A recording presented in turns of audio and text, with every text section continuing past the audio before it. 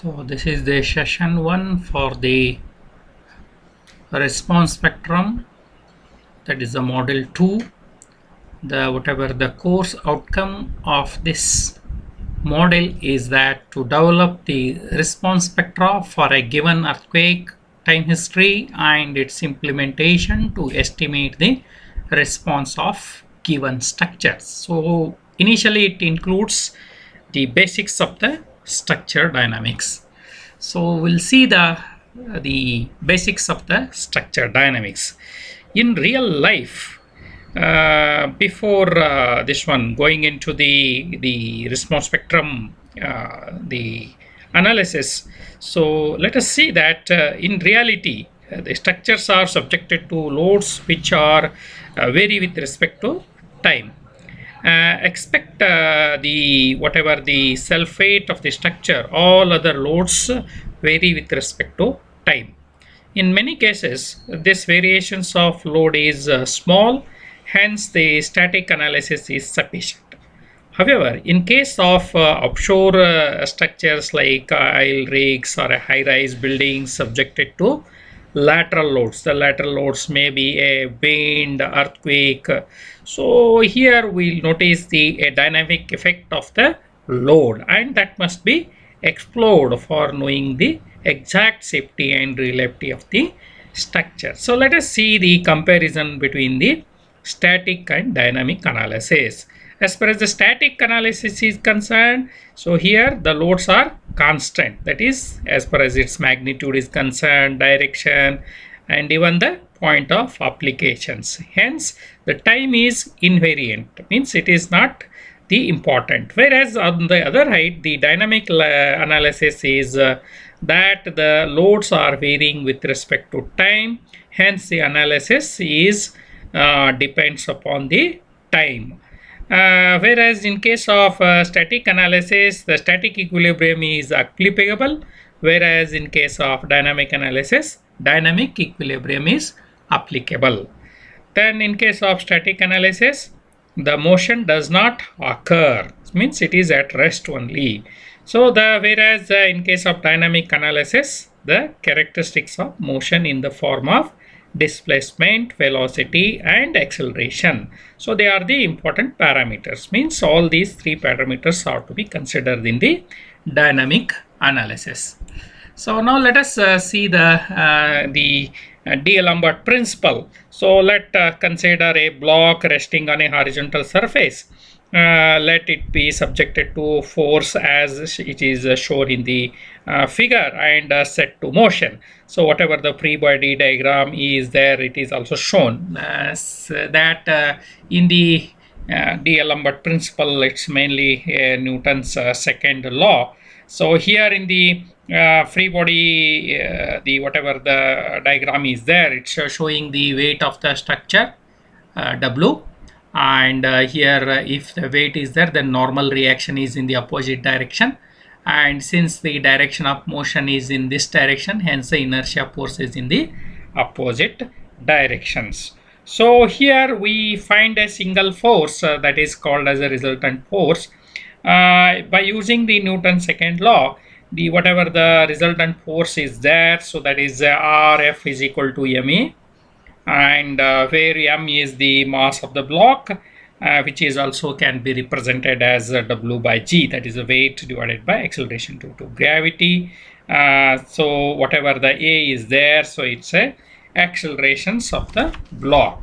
Then in the free body diagram, if we add the force, then which is equal to the Rf in magnitude and the opposite whatever the in the sense as which is shown in the figure, it is in dynamic equilibrium, and this force, whatever the F is there, is an imaginary force, is called as a inertia force, whatever the inertia force, which is the reverse effective of the force. Then here, as per the principles of the D'Alembert, it says that whatever the force is there, so it is equal to the mass into acceleration. So that is all about D'Alembert principle. So now before going to the next part, so let us see there is some important definitions. So that which is going to be studied often, or which is going to be referred in here afterwards. The first one is the variations, vibrations and oscillation. That means that if the motion of structure is oscillating just like a pendulum or a reciprocal ray along the deformation of the structure is termed as vibration, and in case of there is no deformation, which implies only rigid motion, and this is called as the oscillation. The next one is free vibration. Free vibration is nothing but a system in which it is initiated by the force which is subsequently withdrawn. Then even after withdrawal also the vibration occurs without the external force. So that one is called as free vibration. Then next one is forced vibration. If the external force is also involved during the vibration, then it is called as forced vibration. Then next the parameter is damping. So in real life structures, when subjected to vibration, it will resist it. Due to this, the amplitude of the vibration gradually reduces with respect to time. So in case of free vibration, the motion is damped. Actually force depend on the number of factors, and it is very difficult to quantify them. The commonly used the representations is a viscous damping, whereas the damping force is expressed as the damping coefficient into the velocity. So that usually it will be expressed as F is equal to Cx dot. So here x dot is nothing but the velocity. Now the next term is the degree of freedom. It is well known that any mass can have the 6 displacement component, that is 3 in translation and 3 in rotation. In most systems, some of these displacements are restrained. The number of possible displacement component is called as degree of freedom.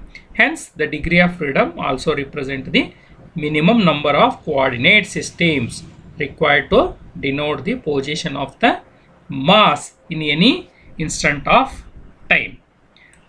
Here the whatever the free vibration single degree of freedom is there. Before taking let us have one this one example. Let us take the overhead tank is considered to be the example for the single degree of freedom.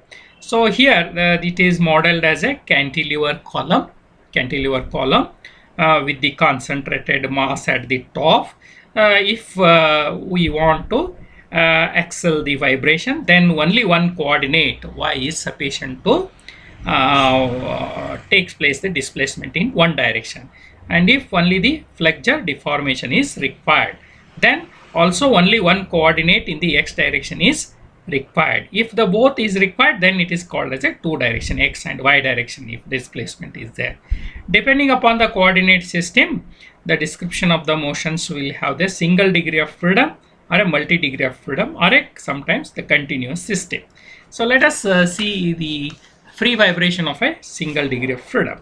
A single degree of freedom is a one which needs only one coordinate to describe the motion. That is, single bay, single story rigid frame is taken as a single degree of freedom based on the assumptions that the mass of the columns are small compared to the mass of the beam. Hence, it is neglected. Then second, the girder is infinitely rigid structure. Hence, it does not deform. Hence, the stiffness is provided only by the column. When this frame vibrates due to the lateral load in the horizontal direction, the force acting or the inertia force, number one. Then the number two is the damping force, number three is the restraining force, and number four is external force. If the external vibration force is removed after initial disturbance, then the free vibrations will occur. Further, it will be treated as free vibration damping. If a damping is present, then we will call it, then it will be a free damped, or if the damping is there, it is a free vibration with damping. If damping is not there, free vibration without damping. So looking into the single degree of freedom, which is shown in the figure. So here the stiffness is represented by K, and the mass is represented by M, and if it is a single story structures with the damping is shown as the C, that is the damping, and where the columns are denoted as the stiffnesses and the mass is a rigid, and this one is a free body diagram which is showing that mass is freely moving, so that's why it is shown on the rollers, and since it is to be supported by the stiffness K, and this vibration is controlled by the depending upon the damping which is present in the system, so that is called as the damping force. K we carries the stiffness force, and mass which is concerned with the inertia force. Now when this frame vibrates, then you can have the inertia force will have mass into acceleration, then damping force K into X, that is stiffness into displacement, then damping force it is of having the C, and X dot is the velocity, and this whatever the external force is represented by the PT, and xt is the displacement. Okay, so this is all about the damping force, the stiffness force, and inertia force. Now the free vibrations may occur the two types of the major things. The free vibration is with undamped free vibration or with the damped free vibrations, and if it is a force vibrations, then by default here it is considered as the harmonic loading, which is again if you having the undamped system as well as the underdamped or damped system. So this is all about the type of the vibrations. Let us see about the free undamped vibrations. So let's use the Lombard principles, that is the dynamic equilibrium. According to that, the whatever the free vibration is there, the external force is zero. Rest of the other things like mass inertia, damping, stiffness force are present. So now for the free vibration, whatever it is there, so whatever f of t is there, we can put it as a 0, and since it is undamped is there, c is also not there, so let us simplify the equation 1 as mx dot plus kx is equal to 0, and which is a differential equations, and this differential equation is solved. And after solving, so we are having the some important parameters like the natural frequency is nothing but square root of k by m. So here k is the stiffness and m is the mass.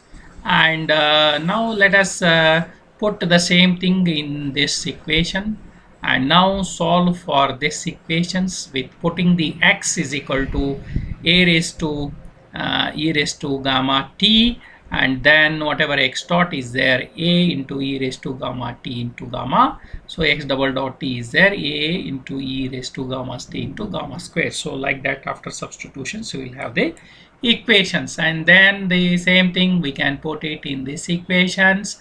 So let us say that gamma square and p square is equal to 0. So now we'll have the equations for the gamma. So it will be of having the plus or minus of the imaginary the frequencies, where I is equal to square root of minus 1. That's why it is a imaginary. And now you will here we can put it the x value, and we'll have the a1 and a2 are the two constants are there.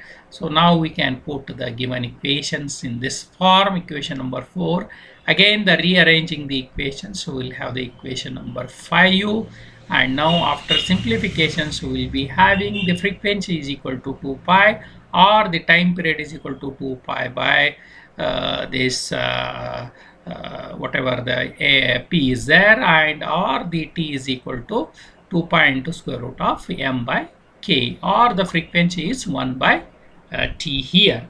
So here whatever the frequency is there, we can put it as 1 by 2 pi into square root of k by m in terms of hertz, or so many cycles per second, and also the natural frequency is given by 2 pi by t, or you can put it simply to phi f. So these are the some relations which have been arrived, and these are helpful for the solving the numerical examples. So here if at t is equal to 0 and x is equal to x naught and x dot is equal to x naught dot, means the velocity as well as the displacement at t is equal to 0, then we'll putting in this equations, we'll have at t is equal to the whatever the x dot is there, we can put over here. Similarly, x dot can be simplified and solving for the c2, c1 and c2 are the constant. Then the c1 is to be evaluated, c2 is also evaluated, substitute the c1 and c2, so that we will going to get the equation number 9, and this equation number 9 further simplified so that we can get the displacement equations. And in the displacement equations, we can have the amplitude, whatever the a is there, so which is the amplitude, and this amplitude is to be written as square root of x square plus x naught by the p into whole square. So this is all about the how this amplitude is to be calculated. And here whatever the figure is there, which is showing the corresponding the undamped free vibration case, amplitudes will be remain constant, whereas this x naught is the initial displacement, x dot is the initial velocity that is shown, and which is substituted in this above equations, which will give us the displacement equations 10, whatever it is there, equation number 10 will use the displacement equations. In this above equations, the amplitude of the motion, where angle beta is called as the phase angle, whatever the equation is there, so that one is to be useful for calculating the different displacement as well as the other related parameters. So now let us take the one example, so that whatever the problems are there, so with this we'll come to know that the different whatever the basic equations which we have derived right now. So with this example, you can see that the examples will give us that a weight of 50 Newton is vertically suspended by a spring of stiffness. Stiffness is given k is equal to 2 Newton per mm. Determine the natural frequency of the free vibration weight is there. So let us see that this is the free body diagram. The weight is hanging 50 Newton, stiffness is there 2 Newton per meter. Because of this, there is a static displacement, that is displacement will going to take place. So for this, definitely there will be a natural frequency is going to be there. Then according to the known equations for the natural frequency, so we'll have square root of k by m is there. M is nothing but w by g. Simply you can simplify it to square root of k into g by w. Now the natural frequency, you can substitute the k value as 2 and g as 9810 so many mm per centimeter square. So now and again the w is in terms of newtons, so we can put over here. So we'll have 36.16 so many radians per second, or even we can put it in terms of hertz by putting the f frequency is equal to 1 by 2 pi into p, or simply the p is nothing but square root of k by m. If you substitute k and m, so you will be having the results of the frequency as so many hertz or the cycles per second, that is 5.76. So that is the example what we can see. Now the other example is that calculate the natural angular frequency of the frame, which is shown in the figure.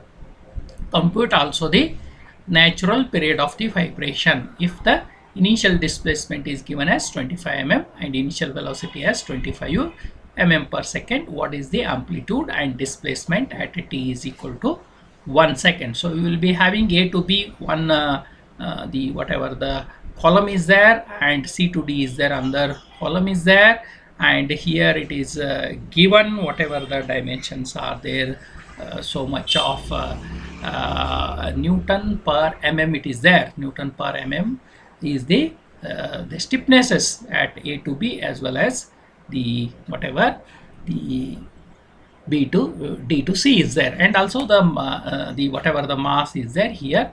So and here whatever it is there, so the frame which is of having weighing 3 into 30 into whatever the 10 raised to 6, so many newtons are there. So now these two columns are there parallel. That's why the equivalent column is stiffness of AB plus stiffness of CD is there. So what is the stiffness of individual this one? 12 EI by L cube, whatever the length is there. So 1000 is there, and here it is 800 mm. So 1000 is there, 800 mm is there. So you substitute it so that the equivalent stiffness is 1063125 Newton per mm. Now the whatever the natural frequency is nothing but the square root of K equivalent divided by M into this one is there. So now the P is equal to K equivalent divided by W is there, W by G is there. So now the natural frequency, you can substitute the K equivalent into G into the whatever the weight is there, 30 into 10 raised to 6 weight is given, mass. So that if you substitute, so you will get so many radians per second, that is 18.64, so much of radians per second. So that is about the natural frequency. Now once you know the natural frequency, then the frequency is given by 1 by 2 pi into p, so that you will get 2.967 cycles per second, and similarly 1 by f is nothing but the natural period, so we will be having 0.3367, and here the displacement is given by these equations, and A is the amplitude, and which is given as A is equal to square root of the whatever x naught square plus x naught dot divided by whatever the frequency is there, whatever the frequency is the natural frequency. If you substitute it, amplitude you will get as 25.03 mm, and similarly the whatever the phase angle beta is equal to tan inverse of x naught by p divided by x naught. Substitute x naught as here it is given as the 25 mm per second. Substitute it here, p also natural frequency, x naught as 25 initial displacement, so you will going to get beta is equal to so much of radians, 0.0535 radians. Now at t is equal to 1 second, you substitute x is equal to A is there, cos of the whatever the ptt is here, you can take it as the 1 second, and you substitute it the remaining, so that you will going to get 24.2 mm. So that is the for displacement at t is equal to 1 second. So next the example is that find the natural frequency of the system which is shown. The mass of the beam is negligible, whatever the mass of the beam is there, negligible compared to the suspended mass. Suspended mass is 20 Newton is given, and here the dimensions like the span is given as 3000 plus 3000, and the modulus of velocity is E is equal to 2.1 into 10 raised to 5 Newton per mm square. Now we'll have the initially the central deflections of the beam under such cases, point load. So deflection is PL cube by 48 EI. Let us say that that delta is equal to 1. Then the stiffness is nothing but P delta, that is 48 EI by L cube. Okay, so now we can have the K can be calculated. So now K for the beam is 48 by L cube, and whereas K here we have the equivalent which is nothing but the beam and the suspended figures in this the 20 Newton is this beam stiffness, and this one is is in the series. If it is in series, then we will be have 1 by K equivalent is equal to 1 by K1 plus 1 by K2, or K equivalent is equal to K1 K2 into this one. So here the beam I is given, that is a 1 by 12 into BD cube by 12, so that the size of the beam is given, so BD cube by 12 one can have. So now EI is also known to us, so EI is can substitute, and K equivalent you can have the K1 and K2s are can be calculated for the beam as well as the suspended the values, so that the K equivalent can be calculated as 38.82 Newton per mm, and the natural frequency is given by square root of K by M. Substitute it, and simply if you want frequency, then natural frequency divided by 2 pi, so that we will going to get 21.962 hertz or so many cycles per second. So like that we'll have the numerical example. So with this I will remind you that here we have seen the basics of the structural dynamics, and that also the free vibration, undamped, and related some numerical examples.